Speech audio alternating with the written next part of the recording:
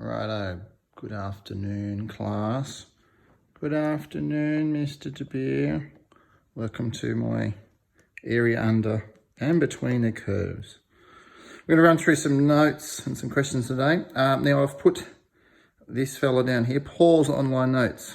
It's not a probably great website, but it does give some really good explanations, good examples, good questions for area under between curves. Some bits are a little bit probably advanced for us, but overall really good website. I recommend go and have a look.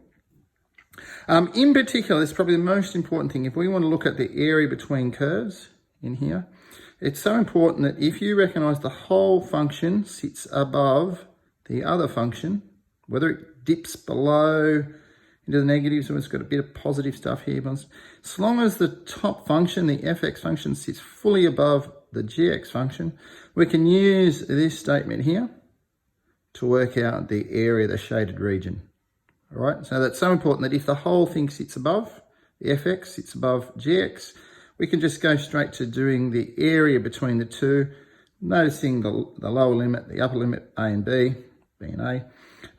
We don't have to worry about that this bit's negative. We can just go straight to this thing here. All right, let's have a look at some of those HSC questions. This was question 8 of that worksheet that we had. Let's get rid of that. All right, so this whole function here, this bit here, sits fully above this curve here. Now, it does seem a little bit strange when you look at the part over here where they don't meet up, but that doesn't matter. Ultimately, it's still the same thing. So we're saying that top bit sits fully above that bit, even though it links up there, it still sits all above.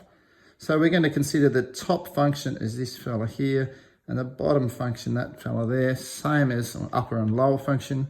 Same deal applies. So we're looking at this function, the root 2 cos pi on 4x minus that bit. So if we go to write all that stuff down, we're going to have a equals between, and they're giving us this value here. So actually telling us that x equals 1. So the lower limit is 0.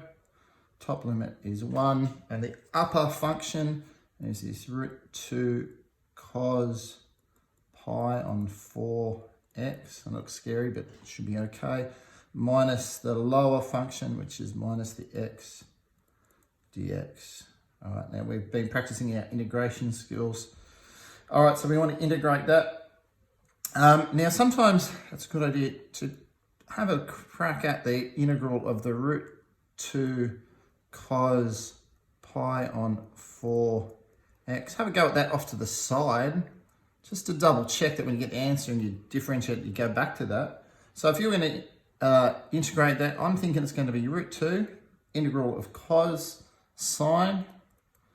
And remember that the pi on 4 is going to be there, so it's literally the chain rule for integration. So that has to stay there, but if we were to differentiate that, we're going to end up with a pi on 4 when we differentiate. So we know to times that by 4 on pi, so that should fix that problem. So if we double check that, if we think it's going to be root 2 times 4 on pi sine pi on 4x. So if we were to differentiate that, we should go back to what we had. So quickly trying that, differentiating the sine would be cos, yep. Derivative of this bit, it'd be pi on 4. So pi on 4 cancels out with that 4 on pi. So we'll go with that. And the root 2 is still there. All right, so we're happy that that's the integral for this function over here. So let's write that down as the square brackets now of root 2 sine pi on 4x. That's all that bit. Oh, I missed the other bit. Hang on, I'll rub that out. So root 4, there's this bit here, root 2 times 4 on pi sine pi on 4x minus integral of that x squared on 2. And we're going between 1 and 0. All right, so now this is the funny part. They often use zeros in our integrals, and they will often end up being 0 for the whole bit, but it mostly comes true, but you just got to be a bit careful that you don't, especially with trig functions, because remember, trig functions sometimes can have zeros being equal to numbers, not just zeros. Anyway, let's continue. So checking the ones in here. So we've got root 2. Oh, and remembering, it wants the exact value. So that means that we don't just work it out as some random number in our calculator, we need to leave it as exact. So root 2 times 4 on pi sine pi on 4 times the x, which equals 1 minus 1 squared on 2 minus, now if this was 0, sine of 0 is 0, so that whole thing's 0. 0 on 2, still 0. So I'm just going to put minus nothing at the end there, because we would have substituted that in with the 0. All that disappears, hence that bit there. Putting all that together, now we're going to go a little squiggle over here just to remind ourselves. Sine pi on 4 times 1. Check that on your calculators. That's going to be 1 on root 2, I think, sine 45. Let's just quickly double check. Sine 45, sine 45, 1 on root 2. All right, so I've got root 2 times 4 on pi times 1 on root 2. That's all that bit. That's all that bit there. Minus a half. So there's that. And trying to pull all that together. Now, again, we've had this discussion previously. In a HSC situation, where do they stop marking? If you stuff it up from now on, are you wrong? Well, you've done the hard yards. You've done the integration step. You've substituted. You've worked out pi on 4. You've done all the hard work. Now, if you were to screw it up from here, I think you'd nearly be okay. The markers might let that go. They might agree that, look, you know, you've done your bit. All right, now let's keep going. So root 2 on pi. Oh, there's a root 2. And a root 2, he's gone. So I've got a 4 on pi. So that's that bit done there. Minus a half. And that's still minus nothing, so we're not going to look at that. And so that's it is an exact value. That's all exact. Yep. And put it back around that. All right, square units. All right, now in the worksheet, I've noticed they write u squared. I don't really like writing u squared. It looks too much like algebra, and you'd be tempted to think, where's the u squared from? It is square units. All right, let's have a crack. Just do one more before we call it a day. All right, move that one up there. So same deal. This curve sits fully, a bit wobbly there, sits fully above the line. And we're not even measuring, there's no extra curve on this one. We're not even bothering with that. So this one's actually fairly simple questions. Let's go straight down to doing the area below the curve. So this one's straightforward. So this just runs between 0 and 3. So there's probably the challenging bit of this one was the integral step, because some people freak out with the 3 on x one. Somebody like Jesse might freak out about that. 3x on x squared plus 1 dx. So yeah, so the difficulty of this question wasn't that it had an extra line in it, like the one above, but it was that it's got the crazy integral here. But remember the rule that said that if we have the derivative sits above it, if that's true, if the function down the bottom and the derivative sits on top, well then that's just log of the function. Oops. All right, so we know that to be true. Now we're close. So really, if this was 2x on top, we'd be sweet.